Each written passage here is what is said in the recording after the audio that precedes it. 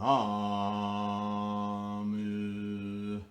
Myoho Renge Kyo.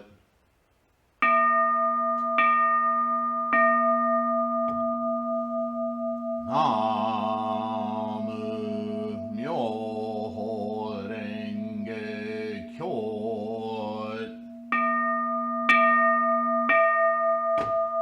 Namu Myoho Renge Kyo.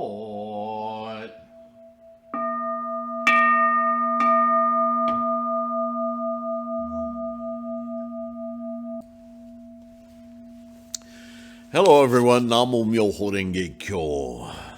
Wonderful, wonderful to have you here and participate. So proud of your practice. Thank you for your participation in this Sangha. Yeah. If you hear congestion, if you sound funny, yeah. I used to say, different places I've lived, that it was that time, allergy season, right?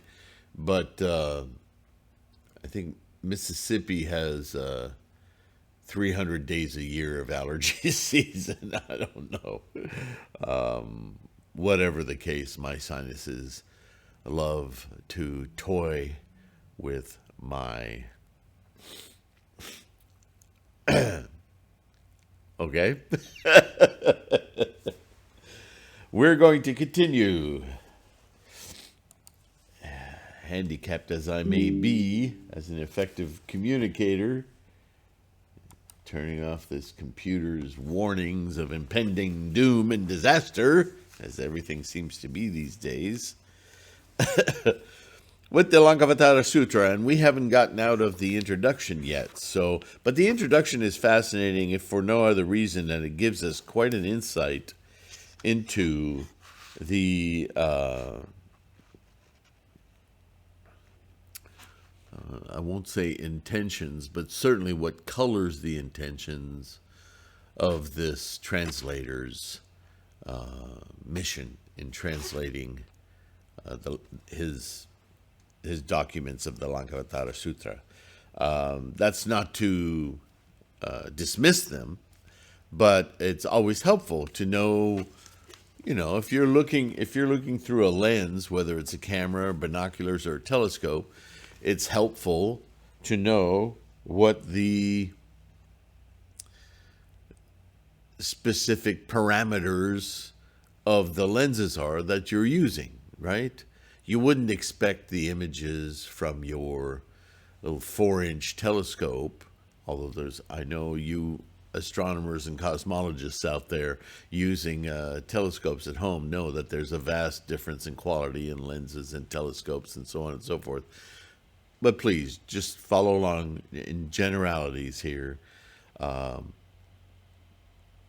To look through a telescope at an observatory, an optical telescope at an observatory, versus your store-bought, local store telescope, no reasonable person would expect to see the same thing. So all I'm saying is it's helpful to understand the lens we're looking through, right? And I say all of this because there's a tendency, and this isn't just Buddhism, in any subject, to just pick up any book that has the key word on the subject that you might be investigating and assume that it is completely authoritative and the end-all, be-all, I read this and I will know. We need to be more critical of the information that we put on our heads. The information that ultimately is the lens that we are attempting to integrate into our own optical mind. And we need to understand that maybe some of the grounding of those lenses that stack up to provide us a view toward knowledge, maybe they're, nearsighted or optically obtuse and not seeing the entire picture, as it were. Is that enough word salad? So anyway, without trying to define what I'm doing any further, this paper seems to soak up this color. I think we're about to read about skillful means. So this author is taking the time to go through these basic tenets, subjects, categories of Buddhist thinking in Mahayana, certainly, and elucidate their qualities, their parameters, their lenses. Yeah? So kind of useful as a general tool, but also clues us in on whether or not his description of skillful means matches up with the entirety of what we've learned, especially coming to this from the Lotus Sutra, right? See how on the mark he is and see where maybe he's pushing a fringe one way or another, which could be helpful in the addition of lenses we use to define our own experience. And at the same time, maybe, I see those lenses tend toward this kind of a fringe. So that would be helpful to know, right? So let's just get into it. Skillful means. The essential nature of love is to devise, to create, to accommodate itself to varying, changing circumstances, and to this the Buddha's love is no exception. So, I've talked about this before. The word love is a very charismatic word used in poetry and novels and sappy novels to courageous and from Romeo and Juliet, right, to love of country, nationalism, in all its forms, in earthly discussions, in our samsaric mind. Love is this huge umbrella term that, as we apply it, always is applied to relationships. And this is my version, okay? So love is one of these words where we try to encapsulate our human experience in its relation to environment. I mean, that's a big umbrella I'm putting around it.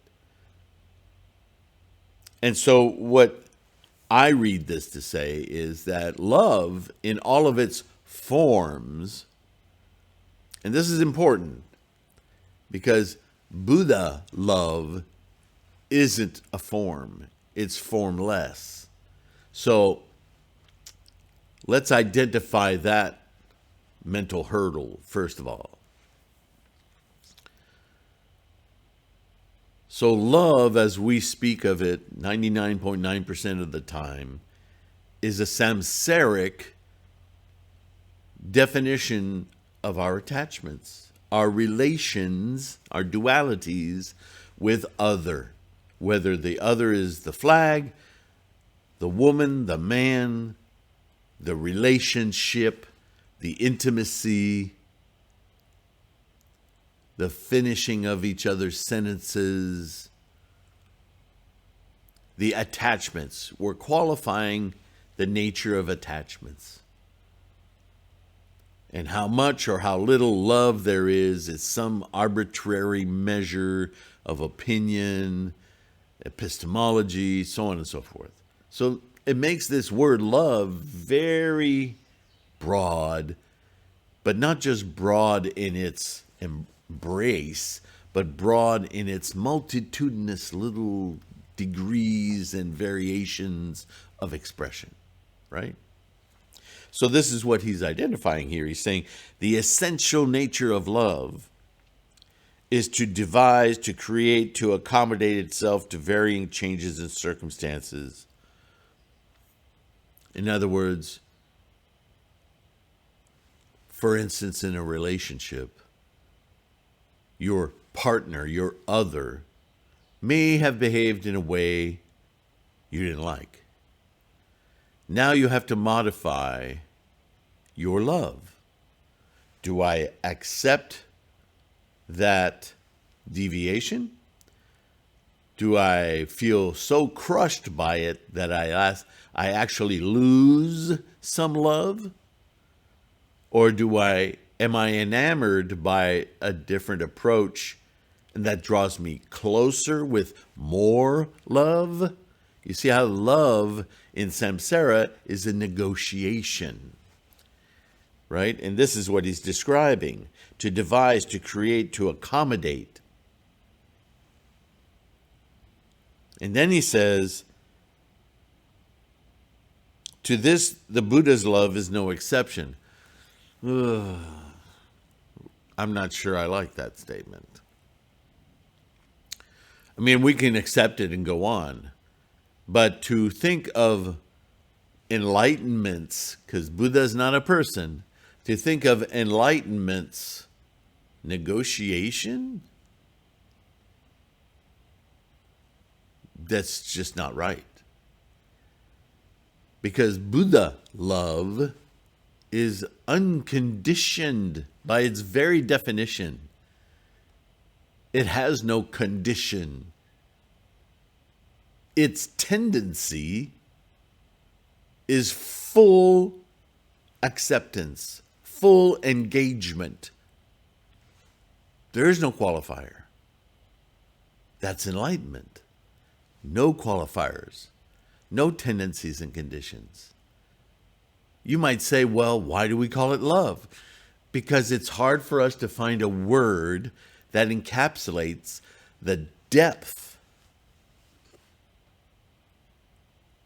of engagement that pulls us with compassion to elevate everything around us to that love, to that state. So we use the word love, but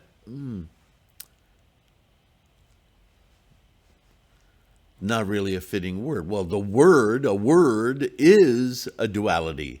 Language is a duality. We fumble because what do we keep getting back to, folks? Whatever words you want to use, what do we use words for? Identification. Well, that's samsara. Boom. End of story. Remember, I keep telling you, Buddhism is about clarity, reason, and rational behavior. Behavior as a human, samsara, with a mind constantly aware that all of this is just the froth of bubbles in the ocean of life. Colorations, tendencies and conditions. So, first sentence into Skillful means, I'm struggling with his definition of Buddha's love.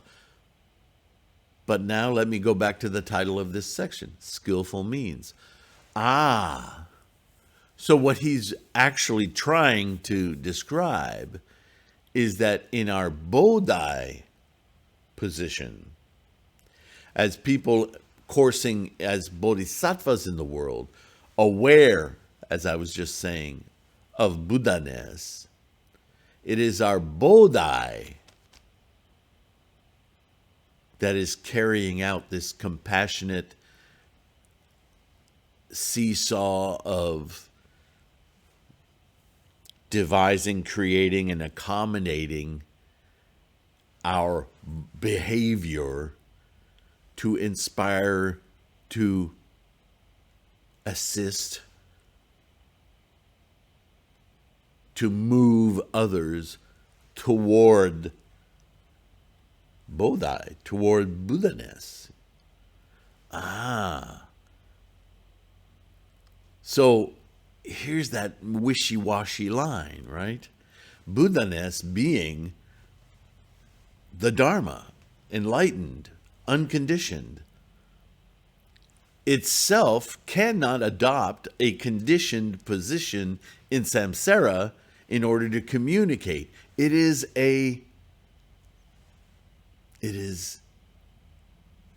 well, the universe, life itself. But to be aware of that, to be enlightened to that, requires this samsaric device, this Bodhi human sentient mind. The sentient mind is our vehicle of enlightenment. Duh. And with that sentient mind, that Bodhi, we can offer, share, again, inspire, I can't think of a better word, motivate others to see this enlightenment. Because there is no greater benefit to your life than to release yourself from the sufferings of all your attachments. How do we do that? Reach Bodhi, reach Buddha-ness, and course in this life with that awareness, and you too will lighten your load. This life will become amazing rather than a burden, because the burden is a choice. It's a choice altogether manifesting because of your karmic engine, but it doesn't have to be in your mind what the tendencies and conditions of the energy are. You can see well beyond that. And that's what we're trying to share and inspire, right? Moving on. He is ever devising for the enlightenment and emancipation of all sentient beings. He. Again, this is that slippery slope of language, yeah? It isn't he, the Buddha, who is wanting to emancipate all sentient beings. It is us, Bodhi, in a state of Bodhisattva, who are wanting to spread without coloration this perceptive reality that will emancipate every individual for themselves from the constant avarice for possession, collecting, differentiation, identifying. Follow? This is technically known as the working of skillful means. So he finally gets to the point. In other words, maybe this is a correction of sorts because we're Lotus Sutra practitioners. But it is not Buddha that's walking around enlightening other people. It is Bodhisattva. It is the encompassing definition of Bodhisattva as a behavior of sentient mind emergent from this samsaric apparatus, bodies, that is spreading this knowledge, this wisdom, this experience. You can't put it in your hand. Here's some Buddha, have some. Right? But as a bodhisattva, I can inspire you, educate you, direct you to the Buddha in your hand, in your mind. This is the bodhisattva that does that. So this argument follows that Shakyamuni was Shakyamuni, a great sage, a bodhisattva of the Shakya clan. Shakyamuni. He wasn't Buddha. He was the first to enlighten to Buddha, Buddha-ness, and to teach others. But his teaching wasn't Buddha, it was Bodhisattva. Because Buddha doesn't have a voice, doesn't have a body, doesn't have a thing. It's a mind state. It's a perceptive state.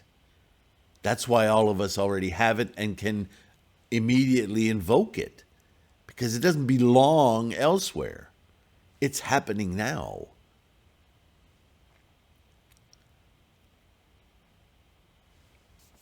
Just thought of some analogies, but I'm going to try to stay with the text, okay?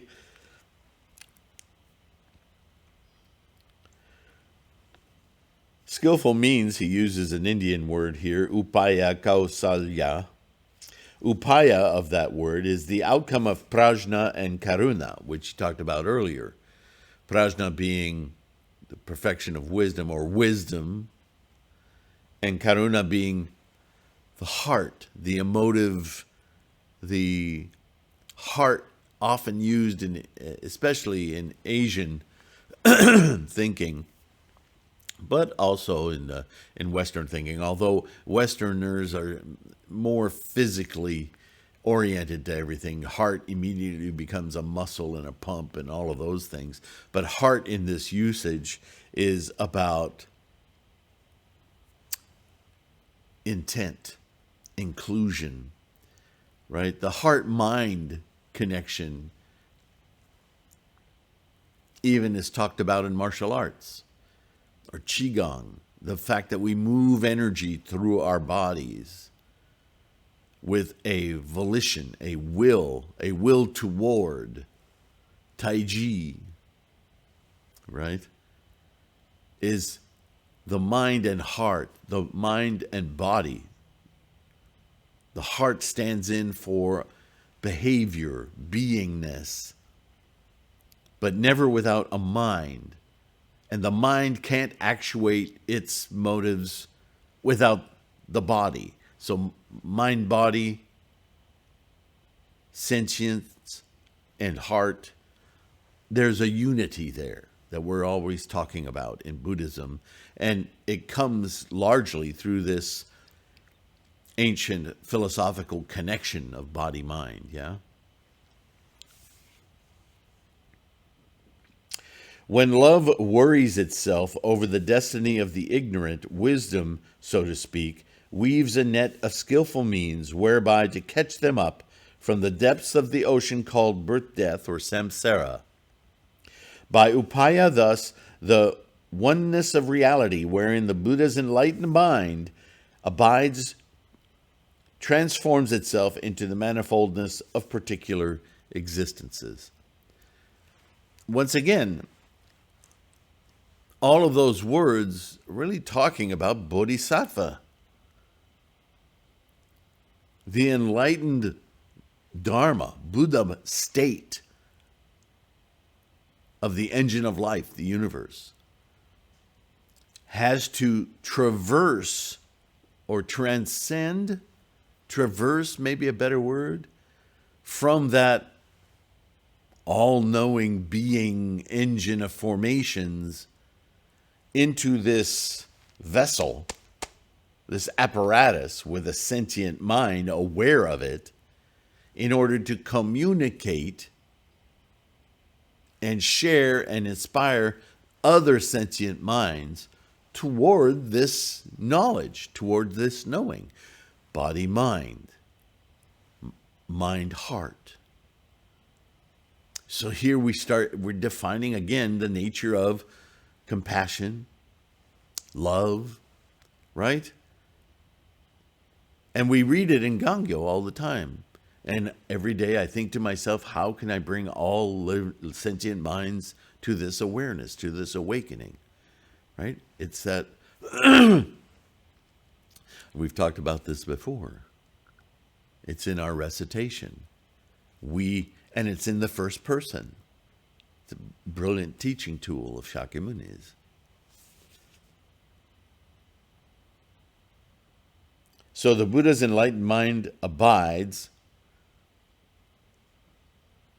is Bodhisattva, transforms itself into the manifoldness of particular existences. So however it can express itself, this engine of life, this formation energy, finds a way to communicate it, to inculcate every form back into its knowledge of formlessness. Continue to be form, but understand what you are. And it's very freeing. That's Buddhism. There is a gem known as mani, which is perfectly transparent and colorless in itself. And just because of this characteristic, it reflects in it varieties of colors. Visitratrupa. Well, that's interesting verbiage, because think about that. Mani, which is perfectly transparent and colorless in itself, well, how do you know it's there?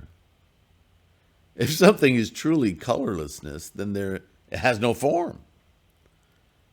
How do you define its being if there's no way to samsarically perceive it?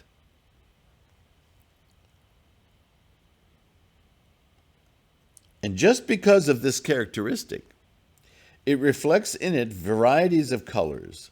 In other words, it's transparent, but somehow, like light. We think of light as white, but really, here's light. Do you see it? You only see it by virtue of what it's bouncing off of and what's collected and reflected. Mani. In the same way, the Buddha is conceived by beings. In the same way, his teachings is interpreted by them. That is, each one recognizes the Buddha and his teaching according to his disposition, understanding citta, right? Mental understanding, cognition, prejudice, propensity, and circumstance. It's how we see things.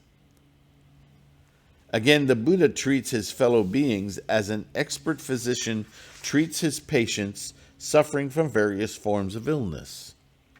The ultimate aim is to cure them, but as ailments differ, medicines and treatments cannot be the same. For this reason, it is said that the Buddha speaks one language of enlightenment, which reverberates in the ears of his hearers in all possible sounds. Upaya may thus be considered, in a way, due to the infinite differentiation of individual characters rather than to the deliberate contrivance of transcendental wisdom on the part of the Buddha. Now, I know some of you are going to, word salad, help. Yeah, that's a word salad. It's very well put, it's intellectual, but what does it mean? It means exactly what I've been saying, is that Buddha, the enlightenment, the full awareness of the life process, doesn't itself have arms, legs, head, eyeballs. It doesn't have characteristics. It is a knowing. And that knowing takes its characteristics from you and I. And you and I all have specific little tendencies and conditions that color the world, the experience of life. And so what he's saying is Buddha, the path to this full awareness and enlightenment, never changes. It doesn't say, I need to be a Bob Buddha or a Julie Buddha. That awareness works through our individual sentient minds with all of its colorations in order to intercommunicate with others, to ply our relationships with all of our characteristics and all of others' characteristics, to unearth all of these individually slightly differentiated minds toward this one clear awareness, Buddha-ness. And so the path to Buddha-ness takes innumerable forms, not only of one another, ourselves, whatever that is, but the interrelationships between one another, separate sentient minds. That's an unknowable, unfathomable, constant variation toward one thing. The thus come one, the Tathagata. You follow? So, from this perspective, think about the introduction to the Lotus Sutra, the Sutra of Innumerable Meaning. And I pointed this out in the Lotus Lectures. The Sutra of Innumerable Meanings, all 3 chapters of it, are about this transitional phase. Get ready, you're about to hear it. Lotus Sutra. And the Lotus Sutra closes with what? The virtues of pursuing it. Right? Universal Bodhisattva, you and I. It's a very closed loop. Buddhism often called a circular system. This is why. It's a complete encapsulation of the experience of Buddha in this duality, in this samsaric space.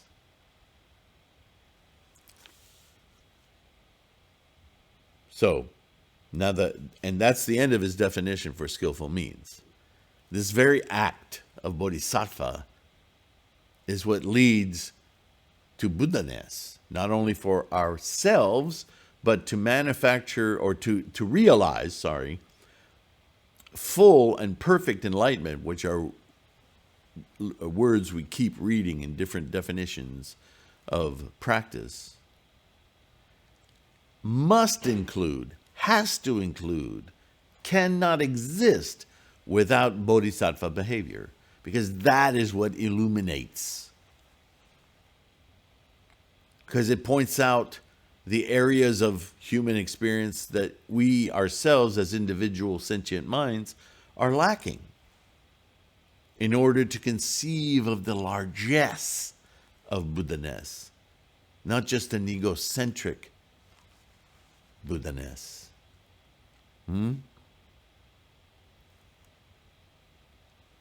Next chapter, One Buddha with Many Names.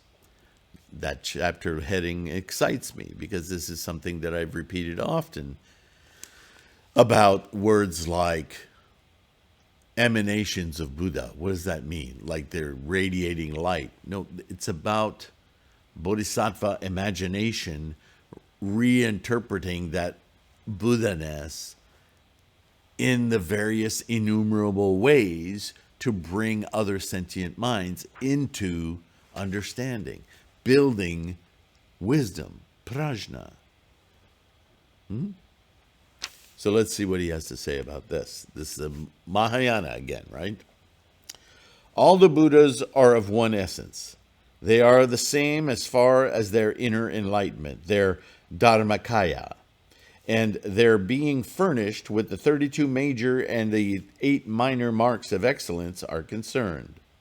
So these are all the characteristics that are imposed on these different Buddhas throughout the skillful means. It's no accident that he talked about skillful means before he talks about this. Because like Amitabha and Avagala, excuse me. Oh man, my head is feeling swollen with the mucus. Anyway, sorry. But all of the various Buddhas throughout all of the sutras are inventions of Buddha-ness, albeit by bodhisattvas, right? Once again, remember, Buddha is a knowing state, not a human state. It's a state of mind. But they're given characteristics so we can identify the different mental constructs of us. Our differences. They're not different Buddhas. Buddha's Buddha. But in skillful means, we give pathways to Buddha, specific personages, characteristics, something to aim at, something to latch onto, because we are latching beings, aren't we? So skillful means is a bridge from our constant behavior of possessing, identifying, and having to a no longer needing to do that. But we need that first instantiation of desire in order to reach for our Buddha-ness. So this is skillful means, right? So this is the Buddha with many names. It's a device. But when they wish to train beings according to their characteristics, these various versions of Buddha, they assume varieties of forms appearing differently to different beings, and thus there are many titles and appellations of the Buddha as to be beyond calculation.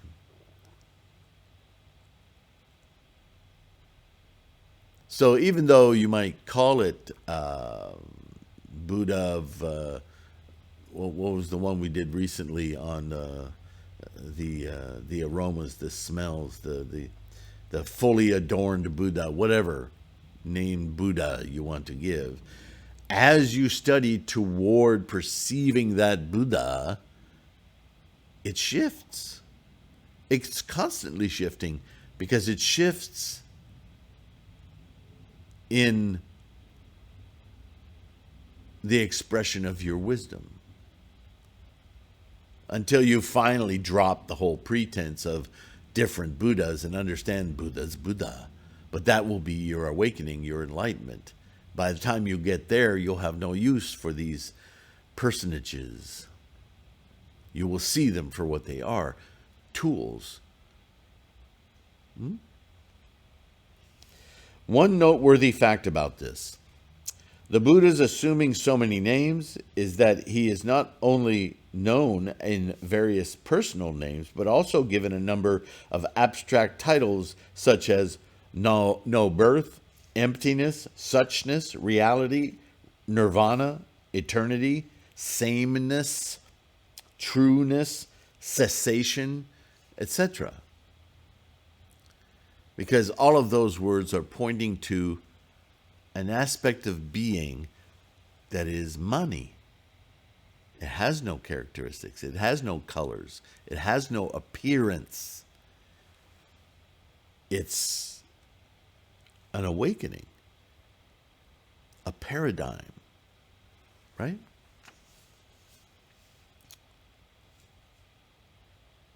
The Buddha is thus personal as well as metaphysical. All right. All that means is that our expression, our experience of Buddha-ness comes through our specific miasm and myriad karmic engines, our release from instantiation and attachment to instantiation comes via the particular vessel and set of karma that we experience as human individuals, right? So each one of us has our Buddha wisdom, our Buddha path. But what we attain is the suchness of Buddha. It's no longer qualified by characteristics or tendencies and conditions. It is the one. Many in body, one in mind, itai doshin. So on studying and working toward, things may be differentiated, but the more we experience and learn what enlightenment is as we experience it, all of those definitions fall away. But as Bodhisattva, we carry them and the experience of others with us in our expansive understanding of what Buddha is. Make sense?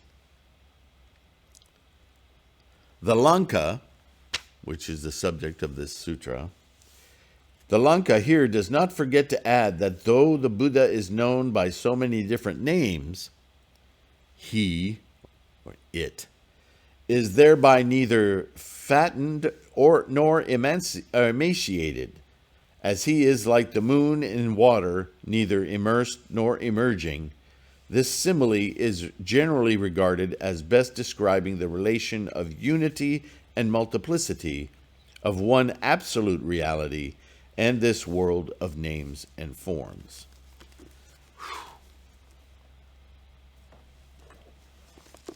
I need to spend a little bit of time on that, but hopefully, if you've been with this channel for any amount of time, I don't know, I can't put a time component to it, but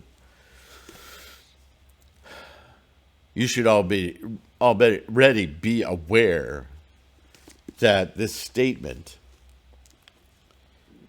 like the moon in water, neither immersed nor emerging, this simile, generally regarded as the best describing the relation of unity and multiplicity. When you see the moon reflected in a body of clear water,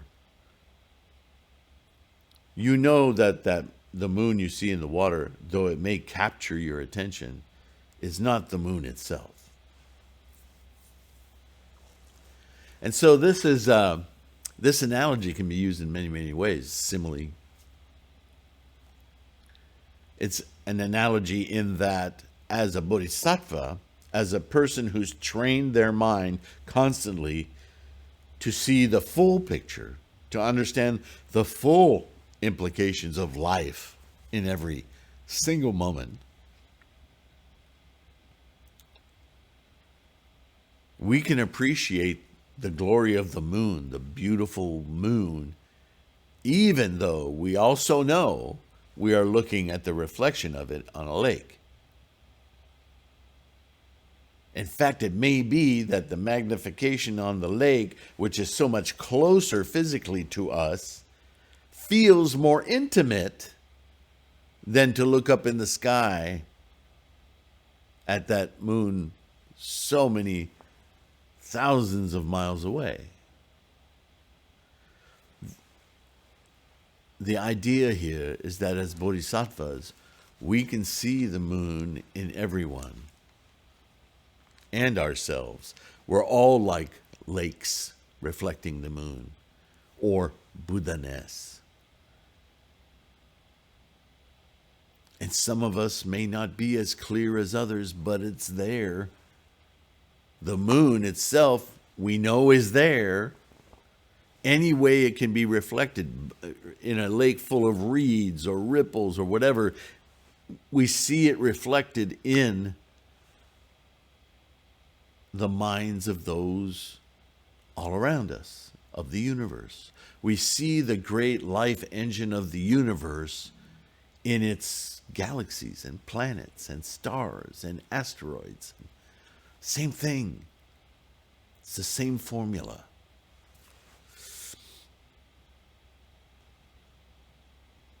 And so, we can adopt, I'm Sylvain Buddha, and you're John Buddha, and you're,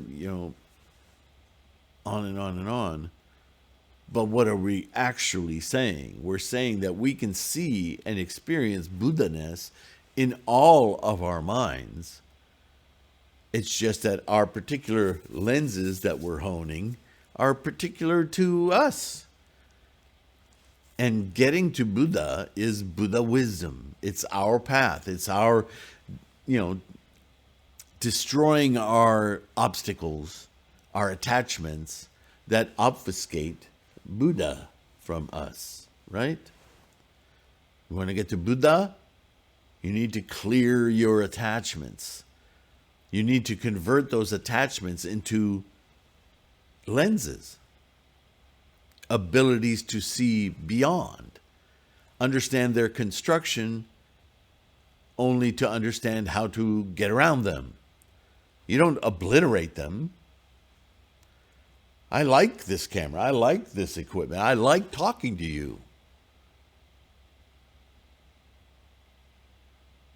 And now we're circling back around to love.